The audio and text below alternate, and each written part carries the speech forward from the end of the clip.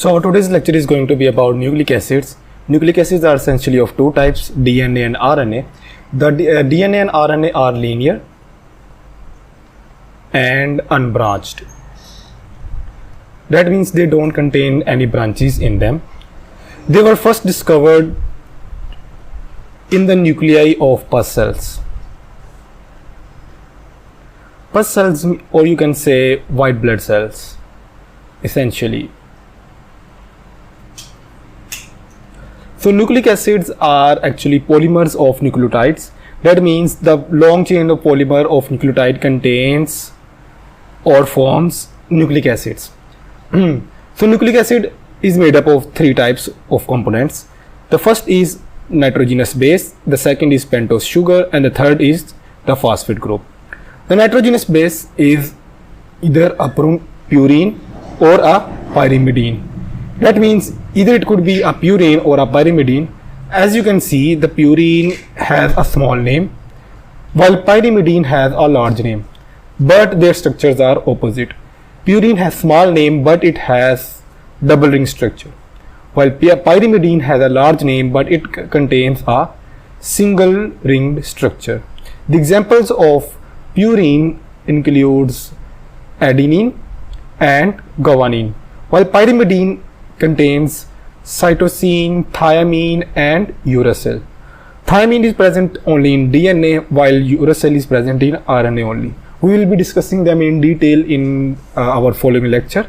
So the next thing is pentose sugar. The next component that nucleotide has is the pentose sugar. It is like the most important part here because it is connecting both of these parts. Like pentose sugar connects nitrogenous base and the phosphate group. The pentose sugar can either be deoxyribose or a ribose. So as we have studied deoxyribose and ribose sugar before, I can draw them here again. So deoxyribose contains one less oxygen. The formula for it is C5H10O4. That means it contains 4 oxygens. While if I draw ribose sugar, the formula for ribose is C5H10O5. That means it contains 5 oxygens. So essentially ribose has 1 oxygen more, while deoxy, as the name is telling you, like it contains less oxygen. If I make a ribose sugar, then it will look like this, and it will contain, deoxyribose contains hydrogen here, while if I draw a ribose sugar, it will look like this, and it will contains an OH group connecting here. So this is the difference between deoxyribose and ribose sugar.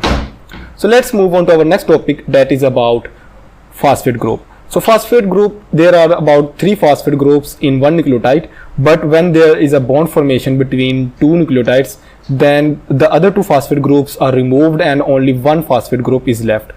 But if there is a single nucleotide, then they can be 3 phosphate groups. We will be studying them in detail, like you have to know when there is a 1 phosphate and when there could be 3 phosphates. There is a difference. So the phosphate sugar is the backbone of nucleotides. You have to memorize this point because most of the students think that pentose sugar is the backbone, but in actual reality phosphate group is the backbone and it is the hydrophilic part. Like phosphoric acid is the common component of both nucleotides, and because of its hydrophilic nature, it gives the acidic properties to the nucleotide. Like the acidic property of DNA and RNA is because of the phosphate group. So let's study about DNA and RNA first, then we will move on to our next topics. So DNA is deoxyribose nucleic acid and RNA is ribonucleic acid. As the name suggests, it contains no OH group at carbon number 2, while RNA contains OH group at carbon number 2. The uniqueness of DNA is that it contains thymine while RNA contains uracil. Like both of these has either a thymine or a uracil, while the same bases in both of these are adenine, guanine and cytosine. Like DNA and RNA both contains these bases, while the nitrogenous base that is unique to DNA is thiamine, and the nitrogenous base that is unique to RNA is uracil. This is the question that has been asked so many times in IMAT exams, so you have to keep in mind that thiamine and uracil difference is really important, and it is like the most basic question, but still so many students get it wrong, so please don't get these two questions wrong. The next is about the strands. Both are linear and unbranched, but the DNA is double stranded. It forms a double helix structure, while RNA usually is single stranded. While the location of DNA is in the nucleus, in mitochondria and chloroplast. Like mitochondria and chloroplast also have their own DNA. We will be discussing this point in detail in our next chapter, but RNA is only present in nucleus or cytoplasm.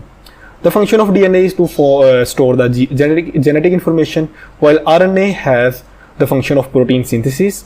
RNA has three types: messenger RNA, transfer RNA and ribosomal RNA. While if you study about the base pairing, like base pairing is really important.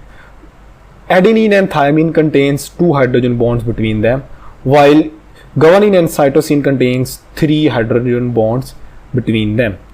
So you have to memorize this as at GC. You can like make a mnemonic. The mnemonic that I use is at GC. So GC is government college and at means like you are studying at GC. So at contains double bond and GC contains triple bond. While if you are talking about stability, so DNA is more stable.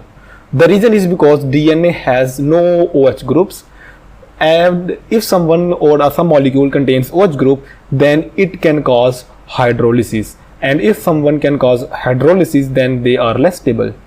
And if you are talking about types, DNA has only one type, like that is double stranded DNA, while messenger RNA contains a lot of types. The major 3 types are messenger RNA, transfer RNA and ribosomal RNA, while the others are single, multi and siRNA. You have to memorize that there are 6 types of RNA, but there are 3 major types of RNA structures.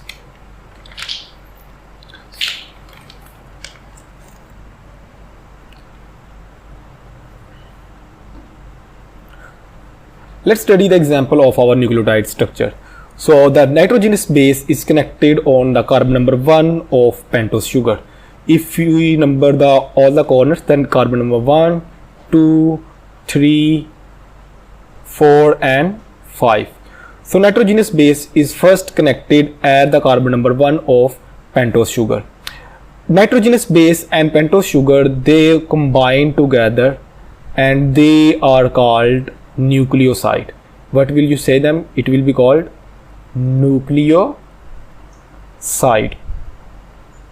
And when a phosphate group is attached with carbon number 5 of pentose sugar, then combining nitrogenous base, pentose sugar and phosphate group, the whole structure will be called as nucleotide. So that's how a nucleotide is made. Like if you remove phosphate group, then it will be called a nucleoside, and if you add a phosphate group, then it will be called as nucleoside. The best example we can study as nucleoside is about ATP, NAD and FAD. They are really good examples of nucleotides. So ATP is adenosine triphosphate. So let's draw the structure for ATP. So the first structure in ATP is adenine.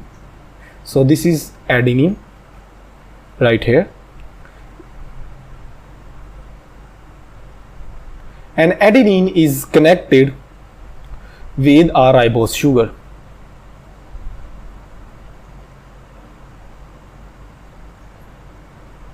This is a ribose sugar, and there are phosphate groups attached with it. If I make a phosphate group, then it will look like this. So this is adenine, this is a ribose sugar, and then we have phosphate.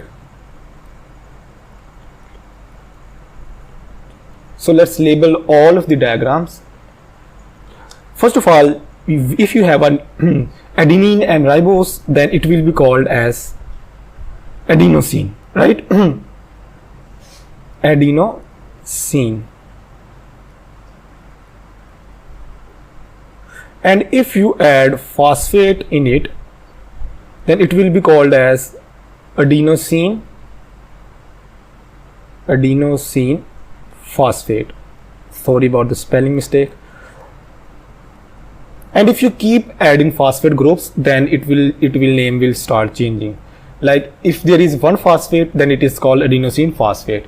And if you add another phosphate like this, then it will be called as adenosine diphosphate.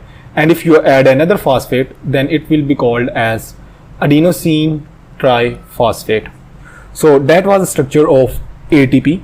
We will not be drawing all the structures here, we will just discuss their properties. So adenosine triphosphate is called ATP, and it contains 3 phosphate groups: adenosine monophosphate if there is one phosphate, adenosine diphosphate if there are 2 phosphates, and adenosine triphosphate if there are 3 phosphate groups.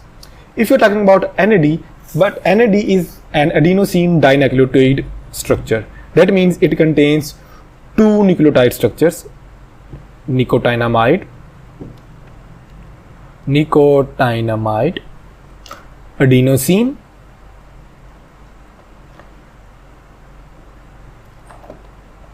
dinucleotide.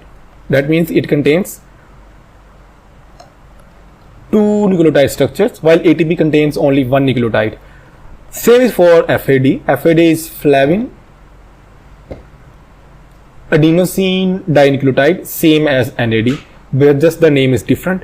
So these are the examples for our nucleotide structure. So what is nucleotide form polymers?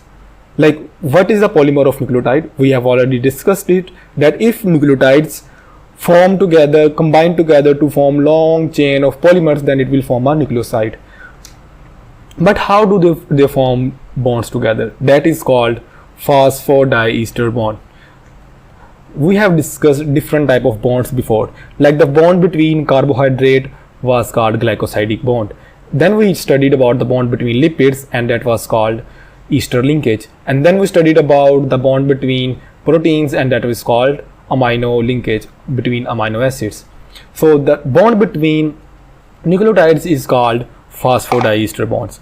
Like nucleotides are connected in a polynucleotide chain by phosphodiester bonds. They are actually covalent bonds. What kind of bonds are they? They are covalent bonds. All the bonds that are formed in this chapter were of covalent bonds. We studied about phosphodiester bond, ester linkage, peptide linkage, and glycosidic bond. All of these bonds were examples of covalent bonds. So you have to memorize all the bonds and which type of molecules forms which type of bonds. So let's form the phosphodiester linkage. When one nucleotide, let's say this is one nucleotide,